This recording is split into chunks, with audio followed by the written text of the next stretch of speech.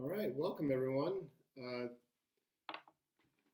and welcome to our special edition of the Henderson Green Drinks entitled "Good Growth Makes Good Sense." Thank you for sharing an hour with us on the spring day. My name is Chris Joyelle, the Healthy Communities Director at Mountain True, and I'll be hosting today. I'm here with Savannah Little, our AmeriCorps staffer, who is and our speaker, Rebekah Robinson, who I'll introduce in just a minute. But first, I'm going to turn things over to Savannah, uh, and she'll tell us a little bit about navigating our online platform. Take it away, Savannah. Hey everyone. So as Chris said, I'm Savannah Lytle and I'm the AmeriCorps member currently at Mountain True. And I'm mostly here just for tech support this evening. And so I know a lot of us have spent probably way too much time on Zoom at this point, but in case either Zoom is new to you or the webinar format, I just want to give you guys some quick tips. And so if you scroll your mouse to the bottom of the screen, or if you swipe your phone, you should see a little menu appear on the toolbar, and one of those boxes is a Q&A box. This isn't something that's typically in just a regular Zoom meeting, but if you click that Q&A box, you can put questions in as they come to you. So at the end, Rebekah will have some time to answer questions, but if you have some that come to you throughout, feel free to just go ahead and put them in that Q&A box. And then if you have any other questions about if you're having trouble hearing or seeing us or something, put that in the regular chat and I can work with you and try to figure it out. And so something else to know with the webinar is that you guys can see us, but we can't necessarily see y'all. And so you don't have to worry like your camera's not on, your mic's not on. So yeah, that's just something good to know. And this is being recorded. And so if you want to go back and rewatch it or share it with someone, it will be on the Mountain True and Conservative Carolina YouTube channel. It should be uploaded in the next few days onto those. And so, yeah, with all of that, thank you guys for joining us. I'll pass it back to Chris. Thanks, Savannah. So the plan this evening is for me to talk just a little bit about who we are and a little bit about Henderson's comprehensive planning process, and then I'll introduce our speaker. As Savannah mentioned, we encourage you to write your questions in the Q&A section of the screen, and Savannah will queue them up for Rebekah to answer after her presentation. Green Drinks is sponsored locally by Mountain True and Conserving Carolina, the best environmental nonprofits in all Western North Carolina. If you are not a member of both, please join. Your financial support keeps us working on the front lines, taking care of the environment in your backyard. It takes money to run our organizations, and much of that comes from you, and we are very appreciative of that. So what is Green Drinks? Hendersonville Green Drinks is a chapter of an international movement. Get-togethers like ours happen all over the world, and we are one of 500 chapters worldwide where people get together to talk and learn about the environment. We are currently in the middle of our 6th year of Hendersonville Green Drinks. So why do we think that the current comprehensive planning process is so important? With today's challenges in growth and demographics, technology, social values, and lifestyles, it's important to look beyond the next budget cycle and to think about long-term strategies for a better future. We're asking citizens such as yourselves to be proactive, to participate in the process, and to ask for a larger context for our budgets and our programs. With the 2045 comprehensive planning process underway, our county leaders are inviting us to envision a future where we want to have, envision the future we want, so they have the permission to lead us there. We are just about in the middle of the process. The draft plan is being crafted right now, and later this spring, maybe early this summer, the public will get a chance to weigh in on a draft plan, again, to see if it reflects what we want. We know that growth is happening. We see and feel it every day. And yet we want to preserve our scenic rural character and our small town flavor. So the trick is, how do we do that? This Good Growth Makes Good Sense series was designed to educate us on the values we say we want and how we might get there. So before we begin, let me just tell you that next month, upcoming Green Drinks always falls on the second Thursday of the month. And on May 12th, we'll present the 4th in our 4-part webinar series entitled Good Growth Makes Good Sense, our guest speakers will be Mountain True's French Broad Riverkeeper, Hartwell Carson, and Mountain True's Central Region Director, Gray Jernigan. Their presentation, titled The State of the River, How Land Use Planning Can Make or Break Our Water Quality, is in direct response to the public input that has been received and reflected in the early results of the community engagement phase of Henderson County's 2045 comprehensive planning process. All right, so without further ado, I'm pleased to introduce our speaker today, Rebekah Robinson. Rebekah grew up in Alabama, fell in love with the mountains of Western North Carolina while visiting Monterey each summer. She holds a BA in anthropology from Auburn University and a JD from Tulane Law School with a certificate in environmental law. As assistant director for programs with Conserving Carolina, she conducts land protection projects with a focus on public recreational assets. She manages program-related grants and donations and leads the organization's public policy initiatives. Rebekah enjoys exploring the mountains and rivers of North Carolina and beyond.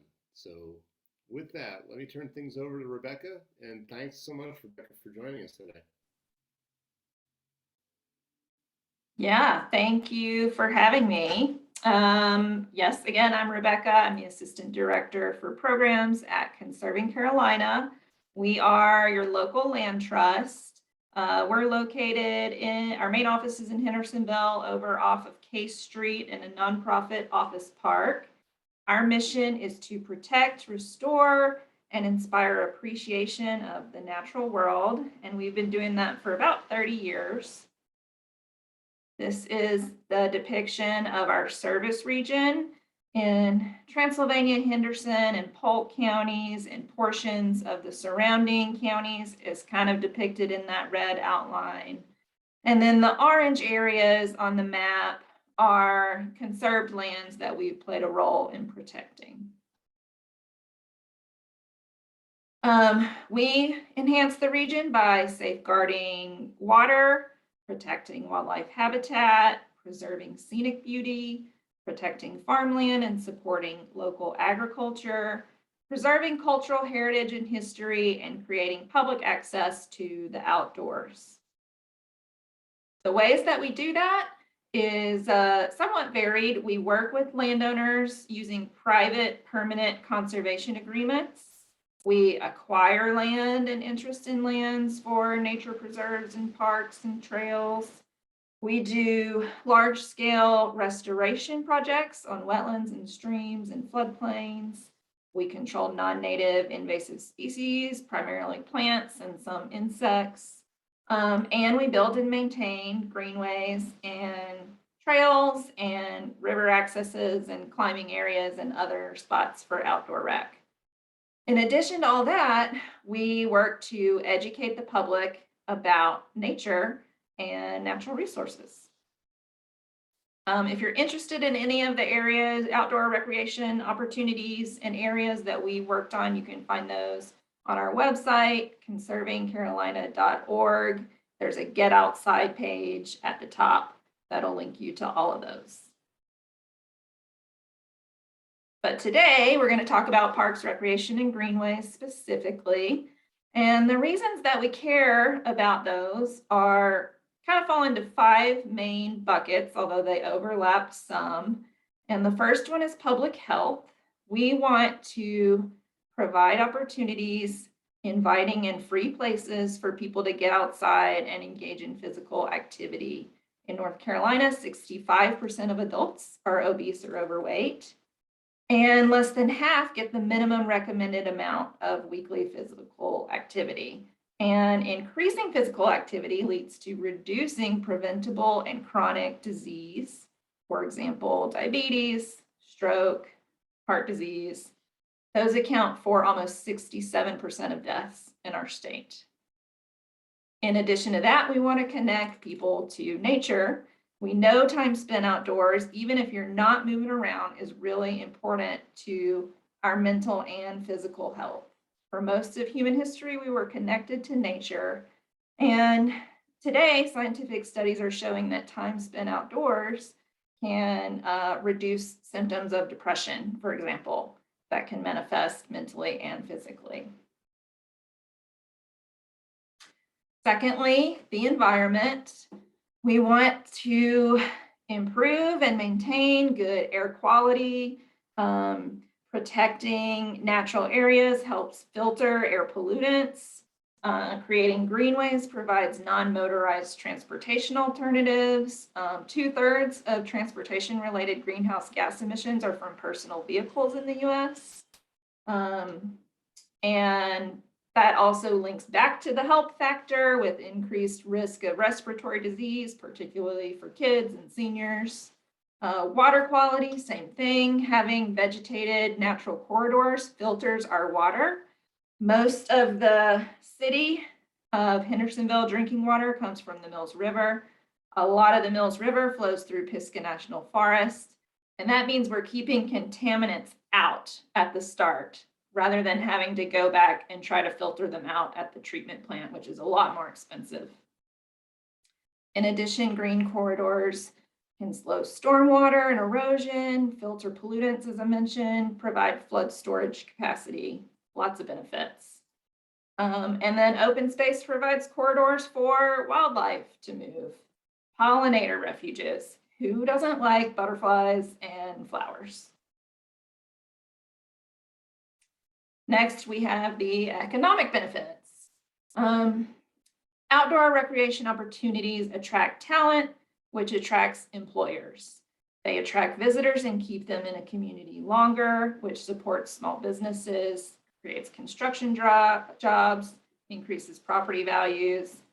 The graphic on this slide is from a study done just a couple years ago by NC State that looked at 4 greenways in North Carolina, one of which was the Brevard Greenway system, and found that $26 million in investment one-time investment resulted in 20 million annual sales revenue, 684,000 annual tax revenue, 26 million annual health care savings, 48.7 million in construction revenue, and 790 jobs.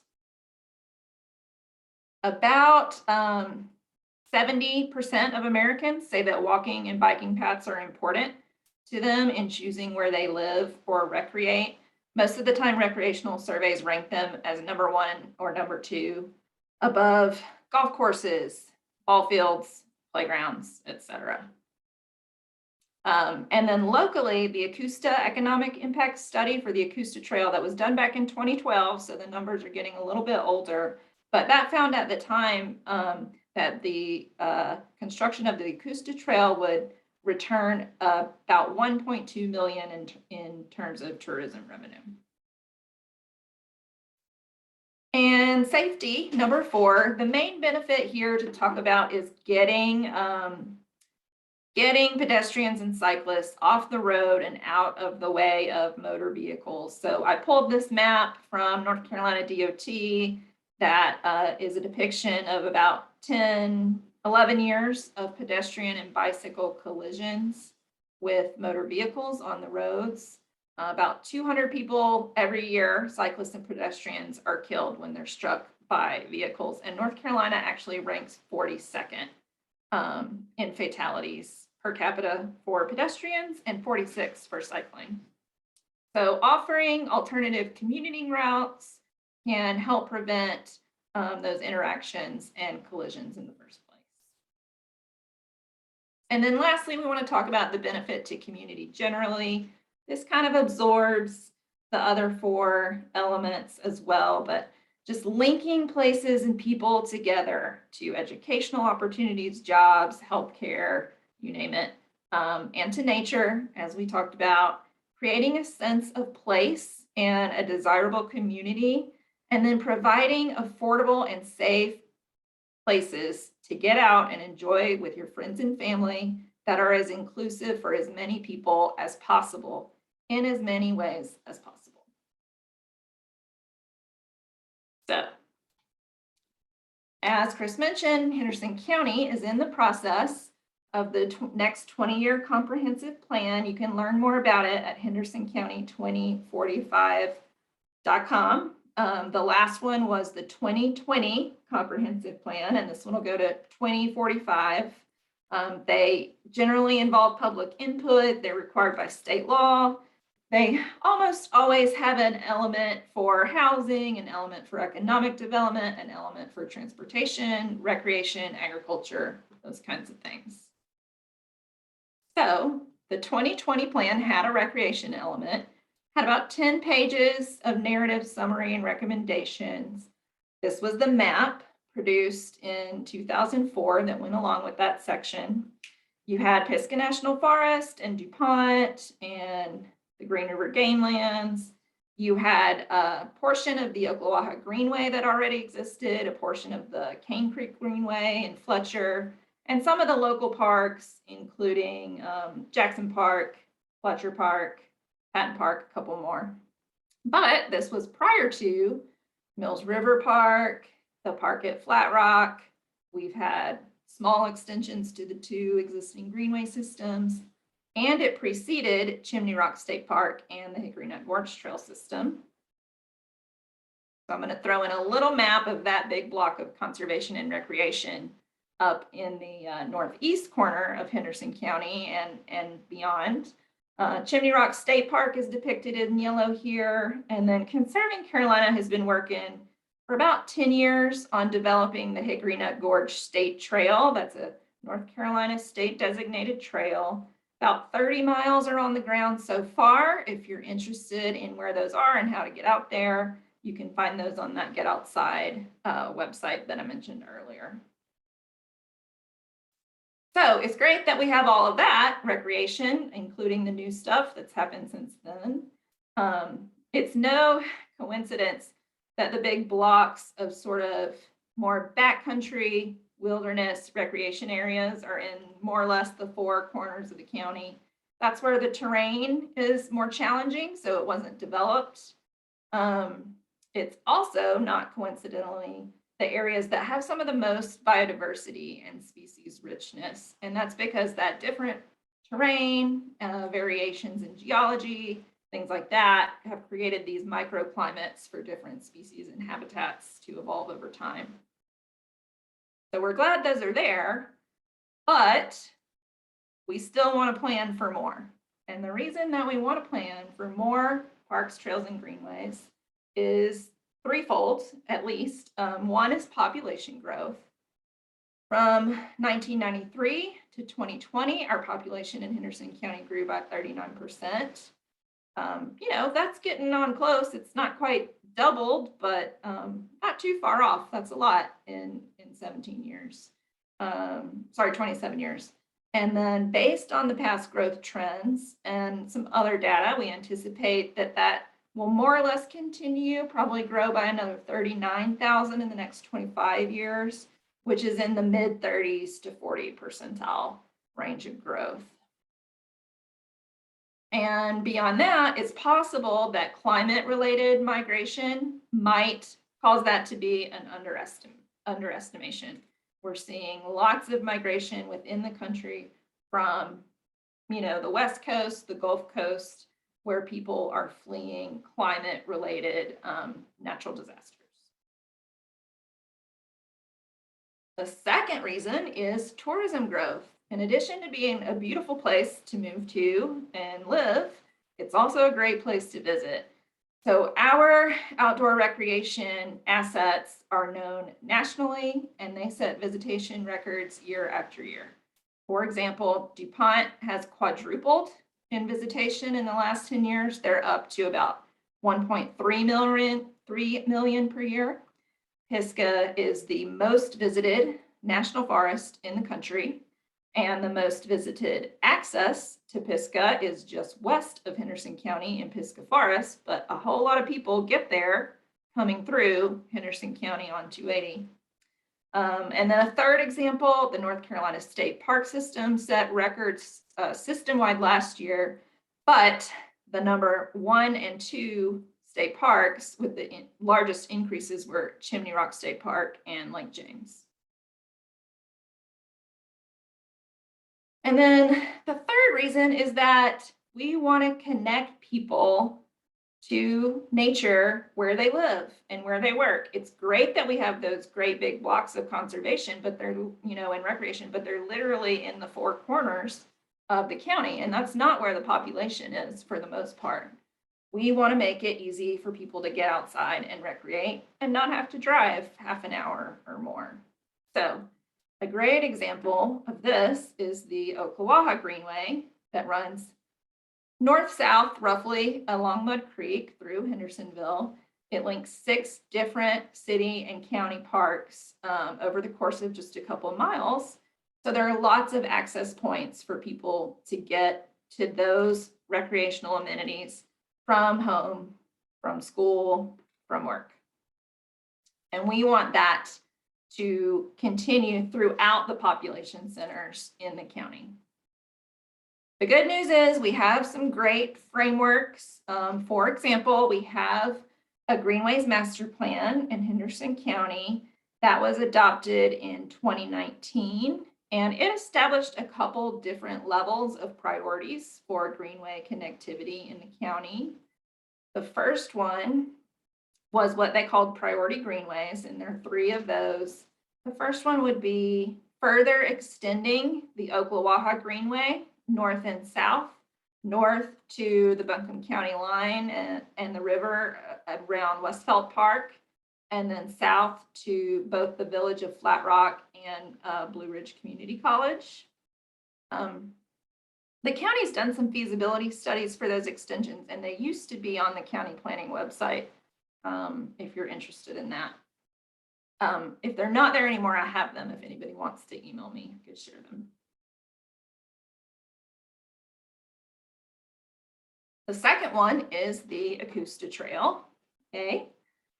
So that is the unused railroad line from Hendersonville to Brevard that a subsidiary of Conserving Carolina purchased late last year, or actually in August last year. And the first phase of conversion to an interim trail for multi-use, so cycling and walking, etc., is currently being designed, led by Henderson County. And then the third one of the priority list was some kind of greenway system that paralleled the French Broad River. That one's a little bit more conceptual, but the idea was to get from river access to river access, if possible, without having to get in your car and drive. The second level in the master plan included destination greenways that went to existing recreational infrastructure. So the first one showed in the first little inset map, this may be kind of small for y'all to see, but that one includes links to Mills River Park and to the town of Fletcher Parks and Greenway system. The second inset map, which is below that one, is linkage out to Edneyville, and the city of Hendersonville is working on the first phase of that. And with the extension of sewer infrastructure out that way, there's an opportunity to lay a greenway or a recreational easement on top of the sewer line and provide some connectivity that way. And so the third one there, back up at the top again, is another southern extension from Flat Rock down, through Flat Rock to Carl Sandburg, and then all the way down to the Green River and the Green River Game Land, close to the county line. So back to the 2045 comprehensive plan. There have been several opportunities for the public to provide input on the plan in a few different ways. There were some issue-oriented focus groups, there were several in-person drop-in sessions, and there was an online survey. And the results of the survey, at least the preliminary results, have been made available. And when you look at that, you find a couple of important points for parks and recreation and greenways.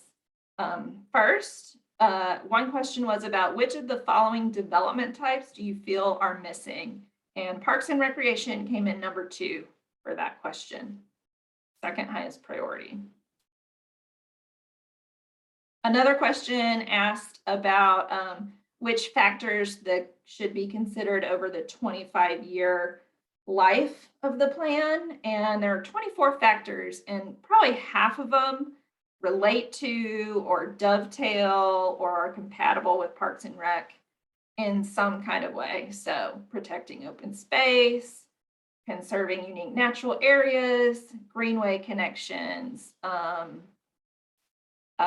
public playgrounds, boating and fishing access, developing and maintaining recreational and cultural amenities. I mean, you can go through this list and tie at least half, if not more of them, back to Parks and Rec. And then lastly, there was a question about which one priority, if you had to choose one thing to be addressed in the next 2 to 5 years, so immediate short term, what would it be? And Parks, Recreation, and Greenways ranked 7th out of 23 on that list. So there's a lot of good planning that's already happening. The comprehensive plan has already got a lot of representation for parks and greenways and recreation in it. There's still opportunities to be involved. I checked this morning and the survey was still open, but I'm not sure if they're still taking results. Excuse me, but there will be other opportunities.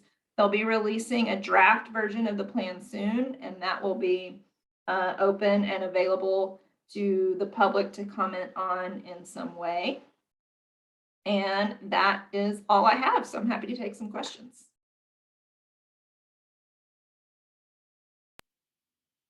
Thanks so much, Rebecca. Savannah, do we have any questions queued up? We don't yet.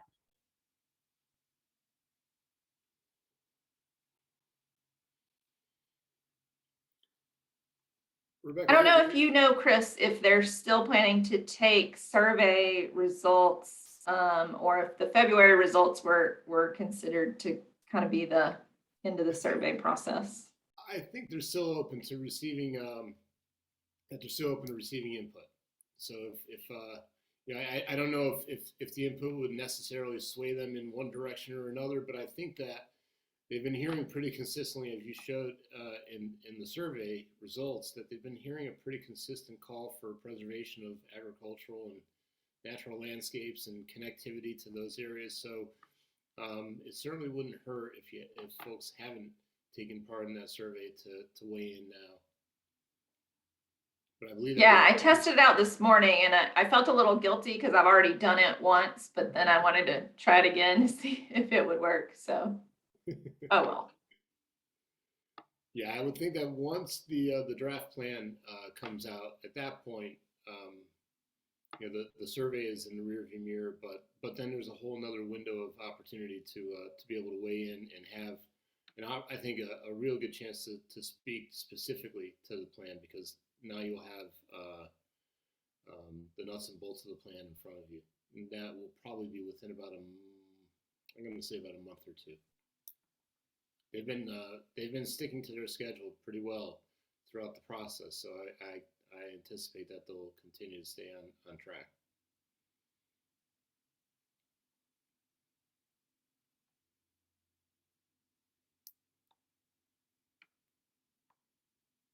Well, if we don't have any questions, I'll just mention a couple other things that are happening that I didn't mention in terms of Greenway development. I mentioned the Acoustic Trail. The first phase is now in design and engineering, and that should be done probably the end of this year, early next year. Then they'll go into construction. And that phase is from Canoga Road out to the French Broad River in Etowah. Before it crosses the river, we're working with the folks in Fletcher on, we've got landowner permission for extensions back toward the French Broad River along Cane Creek to extend that greenway system.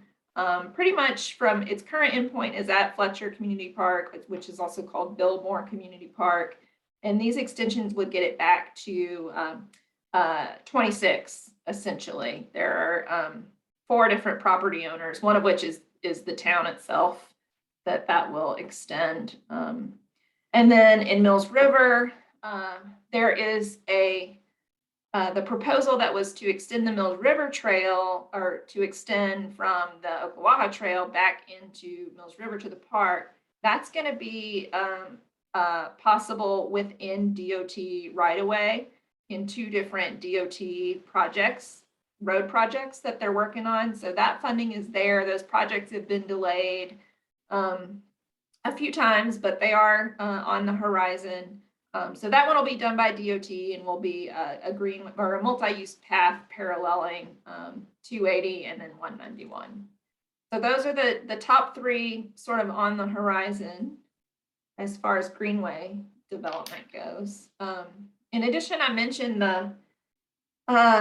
the master plan called for a future extension all the way down through the southern portion of the county to the Green River, and the county owns some property as a park that would link from Highway 176, the High Bridge, into the Green River game land. That property has not been developed yet, and it's not currently open because there's not really any infrastructure there, but that's another park on the horizon for the near term for that portion of the county down by the Green River game land. So we do have some questions coming in. So the first one is from Kathleen and Grady, and they're asking, how do we get our commissioners to approve a plan that limits sprawl?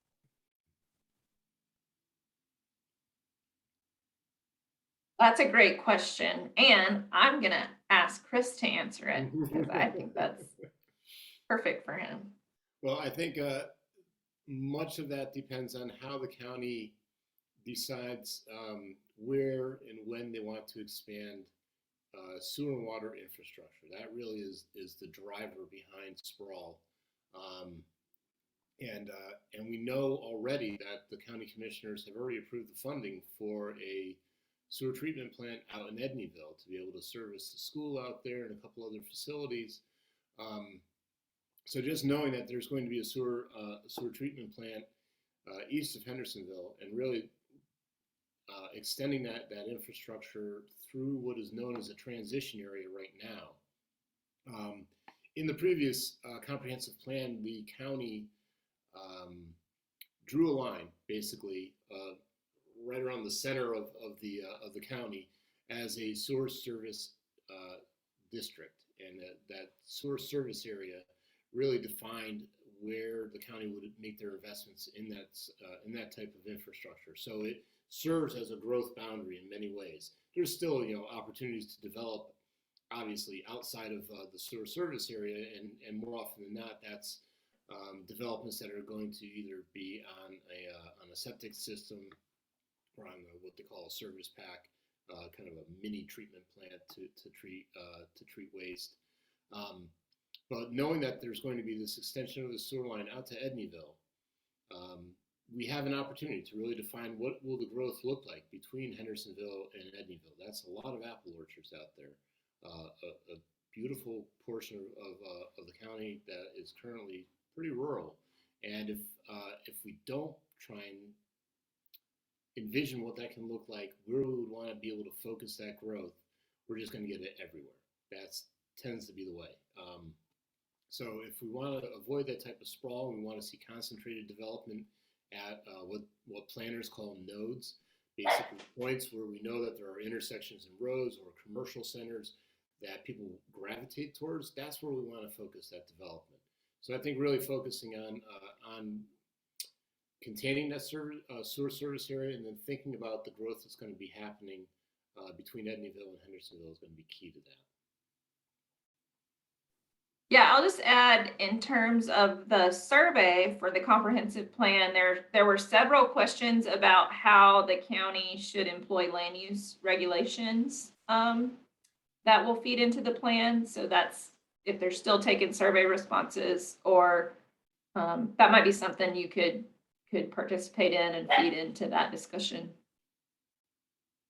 Absolutely. So our next question is coming from Patrick, and Patrick is asking, could you talk about the status of extending the Ocklawaha north and south?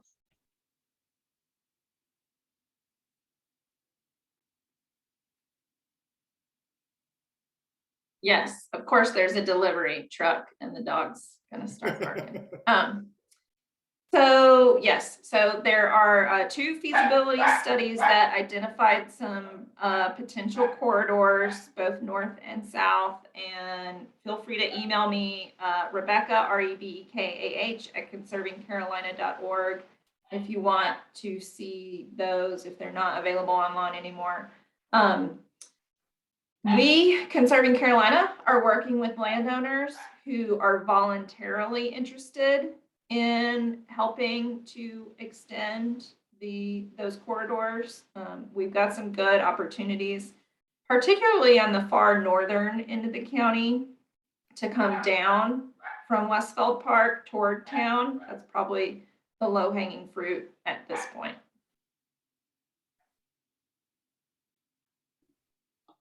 So our final question that's come in right now is from Scott. And Scott's asking, any plans to connect with the Swamp Rabbit Trail?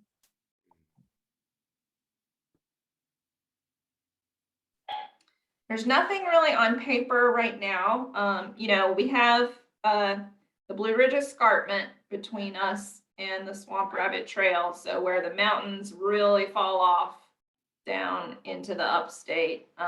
So that's challenging for Greenways. That doesn't mean it can't be done. One opportunity that could potentially be out there one day would be the Saluda Grade rail corridor. It's another unused rail corridor. It hasn't been used for 20 some years as well. But it's challenging terrain in terms of Greenway connectivity to get from the mountains down. So.